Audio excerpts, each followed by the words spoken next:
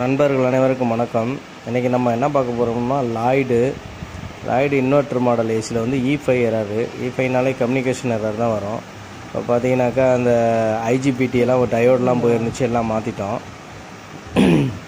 மாற்றிட்டு இப்போ வந்து முன்னாடி கம்யூனிகேஷன் எதுவுமே வராது. இப்போ பார்த்தீங்கன்னா கம்யூனிகேஷன் ஆகுது, இன்டோர் டு அவுட்டோரு பார்த்தீங்கன்னா தெரியும். கம்யூனிகேஷன்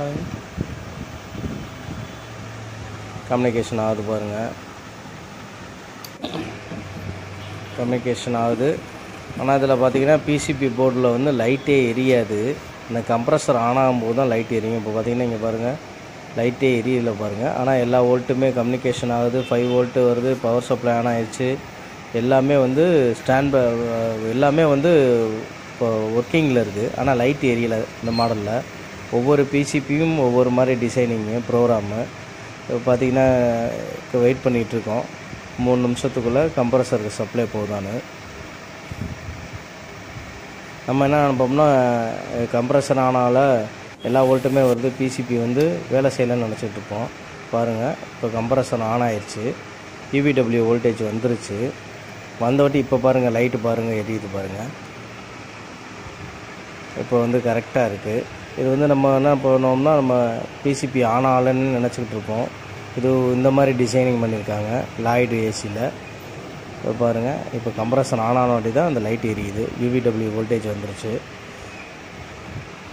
இப்போ எல்லாமே கரெக்டாக இருக்குது.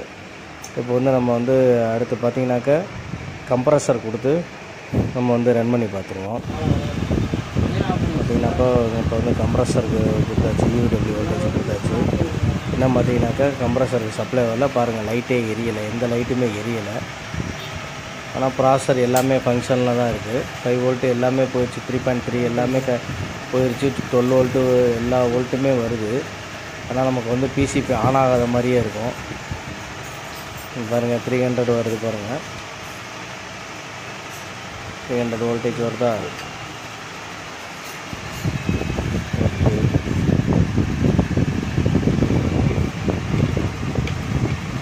கம்ப்ரஸர் ஸ்டார்ட் ஆனவாட்டி தான் அந்த LED லைட் எரியுது. சில இதிலலாம் அவுட்டோருக்கு சப்ளை போனவாட்டியே LED லைட் எரிஞ்சிட மற்ற போர்டில் எல்லாமே.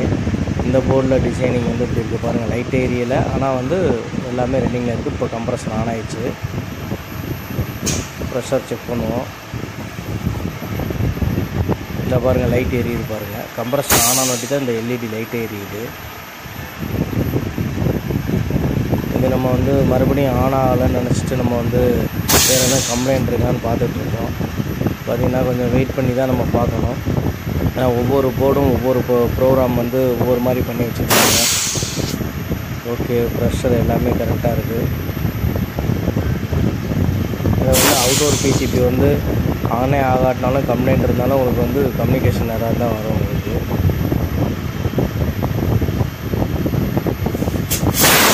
ஓகே, கம்ப்ரஸர் ப்ரெஷர் எல்லாமே கரெக்டாக இருக்குது.